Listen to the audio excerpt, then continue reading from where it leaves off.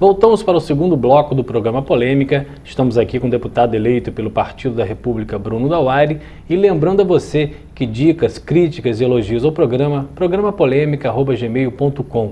E para você que quiser assistir às outras entrevistas já feitas aqui pelo programa, youtube.com/programa A Polêmica. Bruno, vamos falar um pouquinho agora das eleições que terminaram há poucos dias, e eu queria que você, como agora deputado estadual eleito, fizesse uma abordagem sobre esse cenário estadual. Tivemos aí a surpresa da campanha inicial do Pezão, que começou, né, bem lá com 8%, 9%, acabou se elegendo governador do estado, e tivemos aí a surpreendente não ida, não sei se poderia ganhar a eleição, que seria um outro cenário, mas a não ida do deputado estadual, federal, atual deputado federal, Garotinho, para o segundo turno. Qual é a leitura que você faz do atual cenário e as consequências? Primeiro a gente tem que fugir um pouco das derrotas, das vitórias, para analisar um cenário que está por detrás das eleições, que são os números de abstenção, o número de voto branco e voto nulo. Eu acho que não só os políticos, mas a sociedade em si, ela precisa refletir muito. E os políticos passarem a analisar isso de uma maneira mais crítica. Repensar em relação, até a própria postura de posição. Porque o estado do Rio de Janeiro, como o Brasil, está dividido. Né? Isso ficou demonstrado nessa eleição, no segundo turno do Pezão, embora seja uma eleição polarizada entre dois candidatos, o segundo turno entre o Pezão e o Crivella e o segundo turno entre a Dilma e a Aécio, mas ficou bem demonstrado que o Brasil e o estado do Rio está dividido. Se você for contar o número de abstenções com o voto branco e voto nulo, ele ultrapassa os votos conseguidos pelo governador eleito Pezão. E a gente precisa avaliar isso de maneira muito crítica, como você disse, rever as posturas, rever a maneira de se fazer política, rever a maneira de se enxergar a política.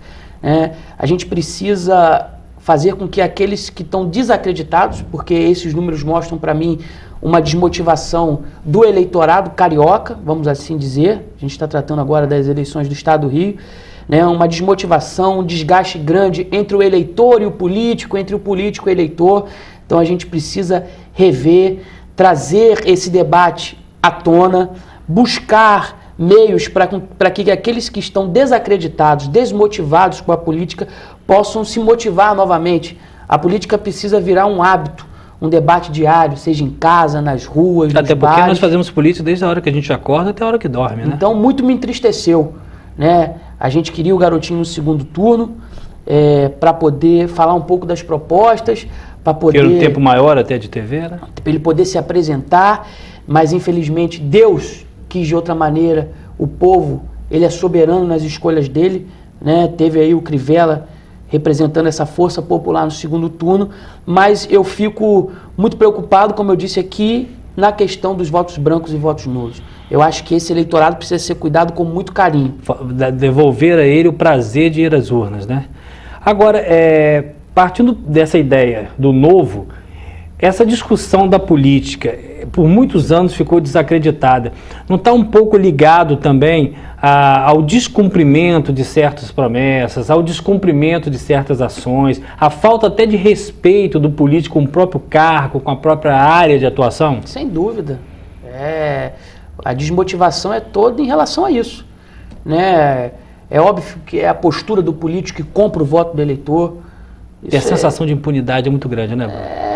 As leis, parece que tudo fica para o político mais fácil, né? E na verdade é isso que tem desmotivado o eleitor.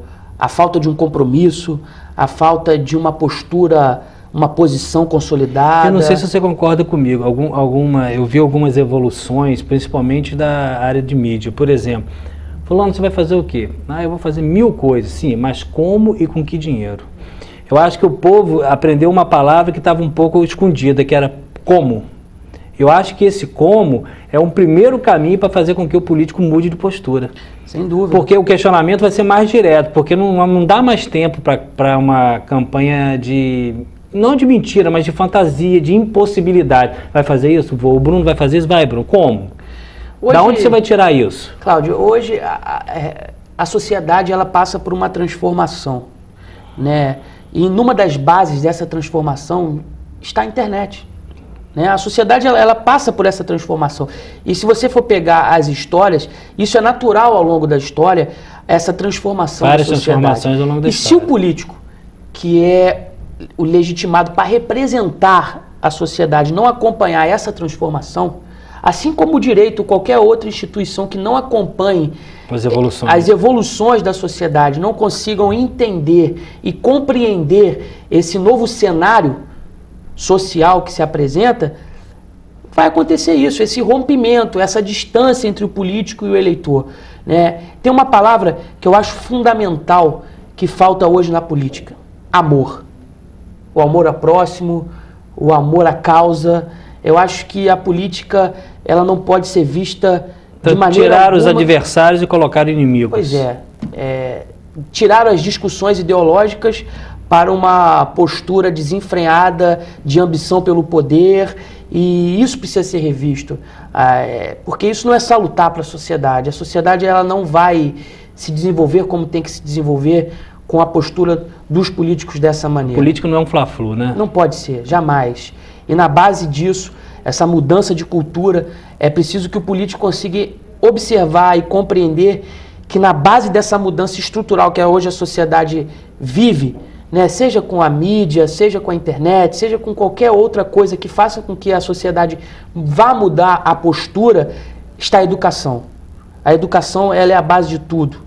A educação ela pode transformar e mudar essa cultura do Brasil. Eu vou pegar esses dois ganchos com você. Já que a gente falou também do novo, da necessidade do político se renovar. O que difere você do seu avô e do seu pai? A geração. Só? A geração, essa circunstância, esse momento. Né? Meu avô foi deputado junto com Brizola. As necessidades eram outras. Meu pai foi prefeito na época que São João da Barra não era produtor de petróleo. Foi na gestão do meu pai que São João da Barra passou a produzir petróleo. Foi na gestão do meu pai que passou-se a pensar no Porto do Açu. Hoje o cenário é outro, então a minha postura ela não pode ser igual à postura que o meu pai e o meu avô tiveram, porque o cenário é outro. O que eu trago deles... Os ensinamentos. São os ensinamentos, os princípios, né, a maneira de lidar com a população que não muda, que é a responsabilidade, educação e muito respeito com a história de vida de cada um. Eu vou contar rapidamente aqui quando eu ganhei a eleição para o diretório acadêmico da faculdade. Da Cândido Mendes. Da Cândido Mendes, no centro do Rio. Foi uma eleição disputada, a gente disputou com partidos políticos que à época tinham interesse, né, no diretório acadêmico, por causa das eleições da Uni. Eu vim do interior para a capital, né, disputei uma eleição lá, e quando eu ganhei a eleição, meu pai me ligou e falou assim: olha, você dá o primeiro passo para a sua vida pública. Não sei se você vai... Na época eu estudava para concurso, estava fazendo lá... Outro foco. Curso para promotoria, né? Meu pai, olha, você querendo ou não deu o primeiro passo para a vida pública. Respeito, porque por detrás de cada voto que você teve, seja universitário, seja... Alguém acreditou em alguma ideia que surgiu dali. E aí, por detrás daquele voto tem uma história de vida, sacrificada ou não, mas tem uma história de vida, então é preciso respeitar. E é com esses ensinamentos, com esses princípios que eu trago do meu pai. Agora, o Bruno é de uma geração diferente. Eu conversava com meu pai... Você está quantos anos? 29. 29. Eu conversava com meu pai, né, da facilidade que hoje as pessoas têm em ler em computador. Sim, sim. Né, diferente da geração dele. Que a leitura era mais no papel. E isso é uma mudança. Isso é uma mudança. Claro. Então, a gente precisa estar antenado nessas mudanças.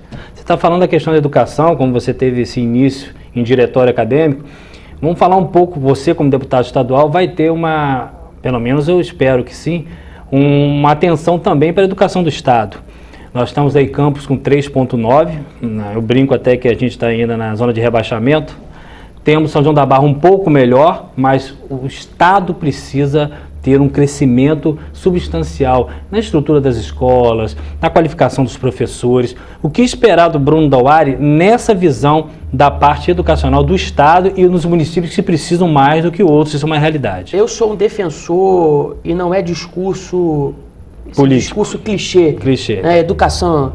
Não, eu sou um defensor mesmo porque acredito que a educação ela é o futuro do nosso país. Então, aí vem aquela pergunta, como? Como? A gente precisa cuidar mais do ensino fundamental. Lá da creche, a gente precisa cuidar da creche ao ensino fundamental.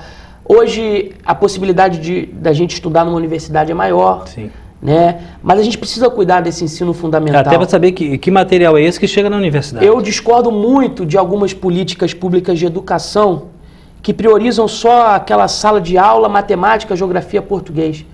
Eu acho que isso está ultrapassado. Verdade. A gente precisa formar cidadão dentro da escola. E para formar cidadão não é só com matemática, português e geografia. É você qualificar o professor, é você voltar a valorizar o professor. O professor precisa se sentir valorizado, né? É poder dar aos diretores de escola, aqueles que gerem as escolas públicas, qualificação para que eles possam ter título de gestores mesmo. E tirar essa conotação, Bruno, não é só nessa área. Por que no Brasil a palavra, tudo que é público, vem acompanhado do não, vem acompanhado do sujo, vem acompanhado do corrupto, vem acompanhado do errado? Pelo contrário. O público, nós pagamos com os nossos impostos. Então há uma necessidade de desconstruir essa palavra. O público tem que voltar a ser bom. Sem dúvida. O público tem que voltar a ser de qualidade. Eu tenho um plano, eu tenho isso. Tudo que você tem particular é porque você tem um reconhecimento que o público é falido. Sem dúvida. Então tá uma necessidade de mudar, você não pensa nisso? Sem dúvida. E falando de educação, Sim. as escolas públicas ela vai ter um papel importantíssimo. O liceu aqui em Campos, você fazia prova para entrar no liceu. Pois era, disputava. Você disputava as escolas públicas. Você, professor de uma escola pública, você tinha um renome. Então, assim, mas isso porque passou-se a dar valor a outras coisas. Né? O profissional da educação, seja ele de apoio, seja o da merenda, seja o professor de sala de aula, seja o diretor, eles precisam estar qualificados para estarem ali ocupando as escolas. Mas mais do que isso, eu digo que eu fiz programa de rádio e recebia muita reclamação de professores que tinham que estar em 3, 4 empregos para poder fechar a renda. Pelo salário baixo. Sim. A gente precisa valorizar o professor. O Estado precisa entender que quando mais se investe em educação, você economiza em outros setores. Com certeza. Tem influência na área social, na área de segurança. Tudo. Né? Então, assim, é preciso repensar isso. A escola em turno integral, em tempo integral, é uma saída importante, mas não adianta se não tiver eficiência. É preciso ter eficiência. São trabalhos conjugados de várias secretarias. Ô Bruno, saindo um pouquinho do Estado, nós temos aproximadamente mais de 40 partidos no país. E houve essa briga, né? As pessoas começaram a tomar coisa muito de sangue, Aécio, Lula, Aécio, Dilma, Aécio, Fernando Henrique. E a gente fazendo as contas, nós tivemos 8 anos do PSDB com Fernando Henrique, tivemos 8 com Lula e agora teremos mais 8 do PT. Na sua opinião, com a quantidade de partidos que nós temos, não é muito pouco para a gente em termos de oxigenação? A gente está com 20 anos com alternação apenas de 2 legendas? É uma polarização porque parece que... Preocupante. Essa eleição, eu achei que essa polarização fosse se findar. Sim. Seria um fim de um ciclo entre PSDB e PT. Pois é. Né? Mas a sociedade, o povo não quis isso. Né? Se discutiam na eleição 2 modelos de gestão, 2 modelos de economia. Eu acho que é preocupante. Eu acho que isso pode estar cegando uma discussão mais ampla sobre o Brasil. E o fortalecimento, de repente, desses outros partidos, ou você acha que esses partidos estão acabando virando mesmo partido de legenda, partido hospedeiro? Infelizmente, alguns partidos sim. Né? Partidos que eu costumo dizer, partidos de aluguel. Eu fico muito triste numa república, né, num momento importante que vive o Brasil, né, de amadurecimento, a gente está vivendo esse cenário político de partidos que estão ali não por uma questão ideológica, né, mas sim para poder fazer aí negociatas e entristecer cada vez mais a política. Eu fico muito preocupado com isso. Ô Bruno, você é novo e eu queria que você fosse muito sincero na pergunta que eu vou te fazer. Nós temos aí, você conhece, eu conheço, muitas pessoas boas, que poderiam estar exercendo cargos públicos hoje. Daria uma contribuição maravilhosa para a Câmara, para a LERJ e até para o âmbito federal. Mas campanha precisa também de dinheiro. E às vezes essas pessoas são desestimuladas a encarar um pleito eleitoral justamente porque não são carros alegóricos sem roda. Tem um bom diálogo, tem uma boa instrução, faria um bom trabalho, mas falta a estrutura para aquela pessoa. Você é a favor, você é contrário ao financiamento público de campanha? E como que você vê essa questão da importância da questão financeira em um pleito eleitoral? Infelizmente, Cláudio, as coisas mudaram muito de um tempo para cá, ainda mais tratando da nossa região, que virou uma região muito rica pela questão do petróleo, pelos royalties, né? Infelizmente, isso tem sido uma verdade, né? A questão financeira hoje, ela tem ocupado um espaço importante dentro de qualquer campanha política. Mas não acho que seja algo que possa fazer com que um quadro bom não ocupe um cargo público, né? Eu acho que o desestímulo está não pela questão financeira apenas, né? Mas eu acho que tem outros desestímulos que fazem hoje pessoas boas, pessoas que poderiam estar desempenhando um papel importante na política, não estarem.